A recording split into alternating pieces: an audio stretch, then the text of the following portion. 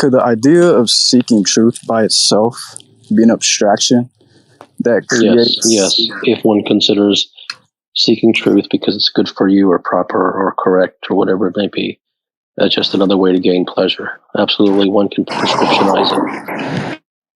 I understand that transcending the mind, there is no how-to for that. I understand that.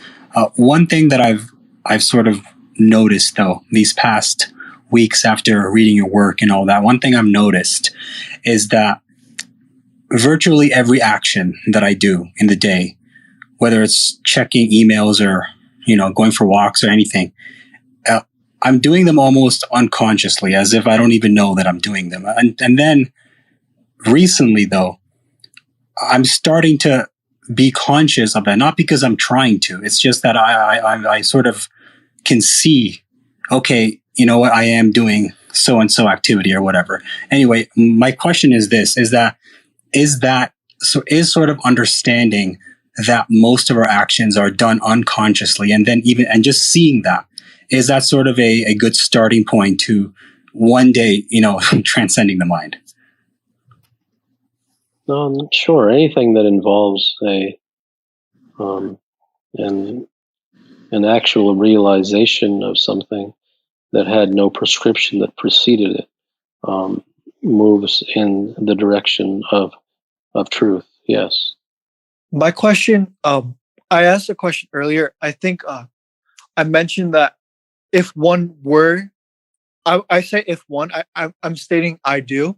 I don't expect you to believe me, but if I claim to have sight and have cleansed myself from prescriptions, I asked a question a week ago, and I asked, is the mind preventing me from going after something I desire? So, and you said, no, the mind is making you believe that it's in your way.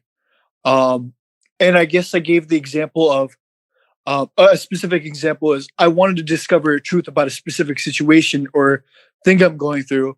And I start to think about it and I start to gain some sort of clarity, but my mind actively, I've noticed. If you truly attained what you profess to have attained, then you would not be asking the questions that you're asking. You are under a flawed concept that you have attained what you have attained, and you have not. And it isn't a good thing or a bad thing. And it has nothing to do with me believing you or not believing you. But you are so rabid in your belief that you have attained it, that it's causing you nothing but consternation. Is examining pain a way to find the truth? It tends to end up being prescriptive because you can examine one pain and then another pain will follow and you'll just keep examining forever. So it tends to move in circles. But I guess it could be superior to trying to get rid of pain, but it tends not to go anywhere. So there's a lot of content about how to tame the mind, how to conquer the mind, all the things that go against the mind. So my question is, and it may sound counterintuitive, but would total submission without resistance to the mind absolve you of the mind, or does that just breed recklessness? No, it won't, because you're doing it for an ulterior motive. Therefore, the mind will see right through you. Is suffering a fantasy? Do you have suffering? Yes. Is it a fantasy? I don't know. Do you feel pain? Mental pain, yes. Is it fantastical pain? No. There's your answer. Let's say you're trying to pursue something courageous that's different from your peers. How do you have the courage to? There's no how do you have the courage. There's no store that you can go buy courage. That doesn't go anywhere. My question is, why do flow states become so difficult to reach? All that you chase is impossible to reach. I'm curious if you've ever needed guidance and if you received it. From God himself, not a human being. I have a question because I know that you're very particular with your words, and they're not always aligned with the dictionary definition. So when you speak of sincerity and devotion, can you explain in your understanding, what do you mean by that?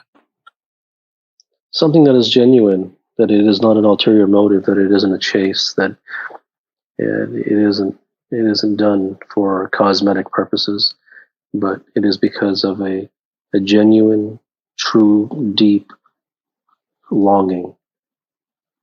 That's the general direction in which it is. Beyond that, it's very difficult to explain. So my question is, about chases.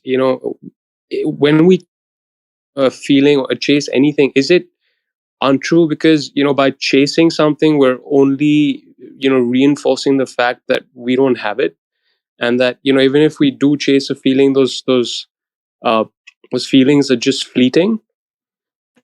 I don't understand the question.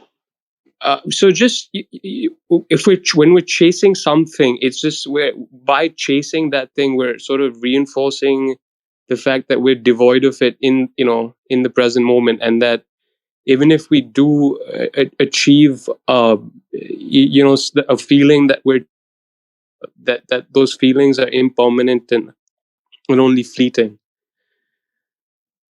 Yes, therefore, so what? No, I'm just wondering the truth behind why all chases fail. That's my question, in essence, I guess. I think it really depends upon how you truly feel about chases. I will reveal one thing to you. Just because you understand the English language does not mean that you understand what I say. There will be things that I say to you that will go completely over your head. They will sound innocent, and you will appear that you understood, but you really haven't, and I will not explain. My question is, what is?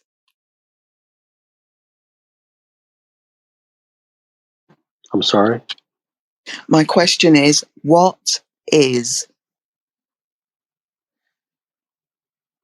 I honestly do not think that you're ready for any of these answers. These are all questions at arm's length.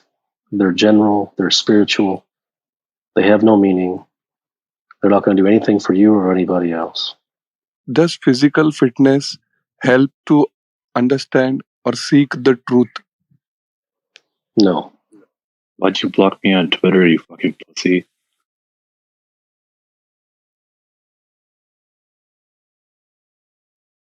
So what you're witnessing here is exactly what you talk about in society. You have the filler of society who have nothing else to do with their time but to troll people and to use bad language. This is exactly the product of what you see in the world, in society. Just filler. Thank you. In your writings, you talk about not chasing things, but that a master actually creates the circumstances that a result arises by itself.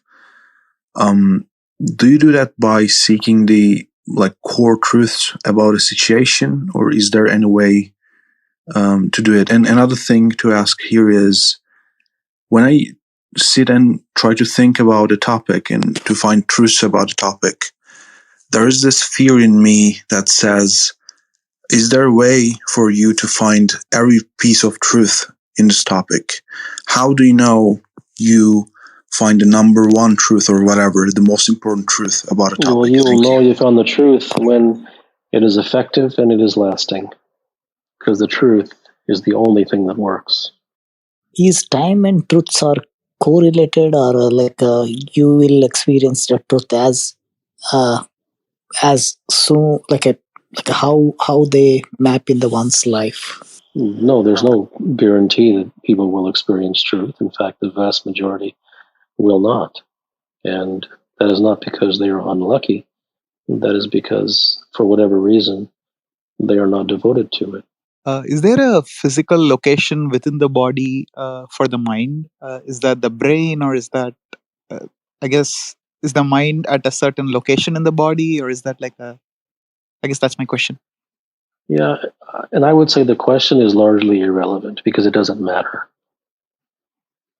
What if it was in the leg? How would that affect anything? The more I realize the truth, the more I understand that there's nothing that I want more than freedom from my mind. That just is becoming more and more clear by the day.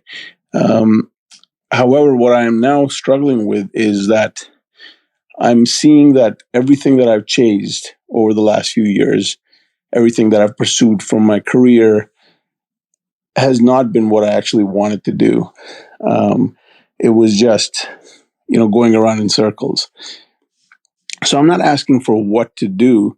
I'm just hoping that you can expand on what the path to identifying where I truly want to go looks like. So it is a systematic and exposure to truth. I mean, the individuals who ultimately find the truth do so after years of exposure to the absolute truth, and that transforms the individual from within. There is nothing that anybody can consciously or intentionally do, or any action or activity. How does one validate instincts? I think the first thing to understand is that all the things that you call instincts are hidden under conditioning.